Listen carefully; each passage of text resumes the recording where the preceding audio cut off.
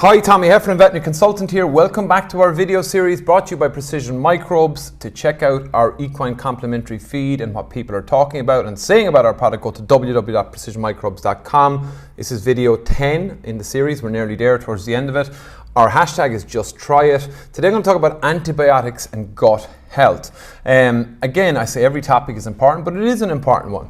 I suppose let's go back a step and actually discuss what antibiotics are, because we know we need to reduce them. There's a lot of talk about antibiotic resistance, and I'll explain that. But antibiotics fundamentally are essential tools in human and animal medicine. They've revolutionized both animal and human medicine, and it was, I think, in the late 20s, 1920s, Alexander Fleming discovered penicillin, and that actually was a postbiotic metabolite of a fungus called Penicillium rubens, later refined to become the drug we now know as penicillin. Like antibiotics have literally transformed medicine, and these are my antibiotic symbols, injections or oral tablets, and targeting pathogens. We've seen the evolution of different strains of antibiotics. We don't have new antibiotics coming online. There's a real need to use them as much as necessary, as little as possible, to protect the precious resources we have. One of the challenges you'll always hear when we talk about antibiotics, before we even get into the gut, is if we have these are our pathogens, if we have pathogens and we're treating using antibiotics, the challenge is that bacteria, both beneficial bacteria and pathogens, are smart. They're adapted to survive. So when we get overexposure to antibiotics or repeated exposure, some of these potential pathogens can change and become resistant to those antibiotics. And what happens over repeated time is you just get populations of resistant bacteria. And that's the real worry around antibiotics, is that resistance. The antibiotics we currently have will stop working in both human and animal medicine. There's a huge drive to find alternatives, to get new antibiotics. Precision Microbes, and this is one thing, I've worked in this area of AMR, antimicrobial resistance, improving animal health and outcomes by better management and all those factors for a long time. To be involved with a company, and this is Genuine, that's really in this space. I haven't probably fully been recognized for it yet, but I've seen what we've done over 2 seasons on different species. I've seen the research coming back off different species. We're really in that game-changing space as an alternative approach. We still need antibiotics, but it's nice to be there with a solution for a change, as opposed to me always talking about maybe the theory of it.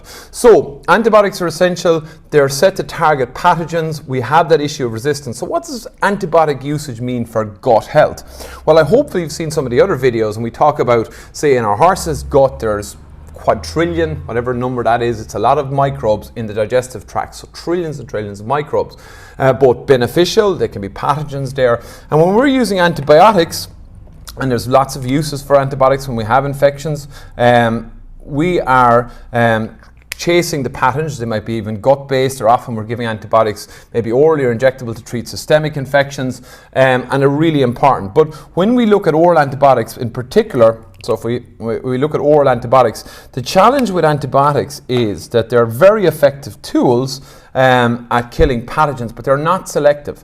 So when we look at the gut, they're also knocking out some of the beneficial microorganisms when we're treating with antibiotics. So we have this challenge when it comes to gut health in humans and animals. Our horses are no different. Is when we're using antibiotics, there is a pretty negative impact on the pathogens, which we like, but also on the beneficial microorganisms. And if we think about what that looks like, well, we get a narrowing of the diversity, we get an impact on the mechanical stuff like we talked about, the functional barrier, the mucin layer, the diversity going down, the immune regulation. So we can have, and there's lots of studies to show this, that antibiotics can lead to dysbiosis, maybe acute dysbiosis where you get a disruption. And there's lots of human studies looking at maybe antibiotics used in young kids and the impact on future development of the gut microbiome. There's some research as well, but not as much in animals, looking at the impact of antibiotics in younger animals and their gut microbiomes later on. So we know that antibiotics are having a positive effect from the pathogen point of view, but a negative effect on the microflora in the gut. So we need to be aware of this when we're using antibiotics, and certainly supplementation to support gut health is something that's getting a lot of attention, and that could be with probiotics, Postbiotics, so we're doing a lot of work in the pro and postbiotic space in other species. Our equine products are complementary feed, but what we do know is that what is best practice is when animals are on antibiotics, that we do look at supporting gut health during periods of antimicrobial treatment and for a couple of weeks after. There's a lot of research still to be done on what's incredibly effective, what's working, what's not. We're working in that postbiotic space, and it is exciting because when we think about probiotics, they might also be affected by antibiotics. Postbiotics are not. So, and Tommy loves brackets as well. So postbiotics, an interesting space, but we do know, I suppose, the key things is antibiotics are essential tools. We want to use them as little as possible, but as much as necessary.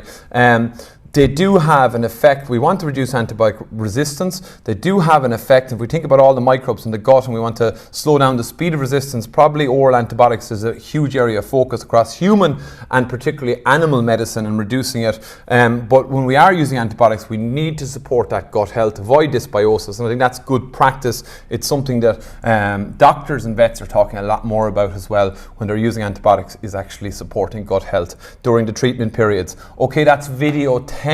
Video 11 is next. Again, hashtag just try it. Go to our website, www.precisionmicrobes. Hear what people are saying about our equine complementary feed. Thanks for listening. The product is really, really good for the future, especially that we try to resist about the antibiotics and we get rid of that. And I think that's going to be the future of medicine.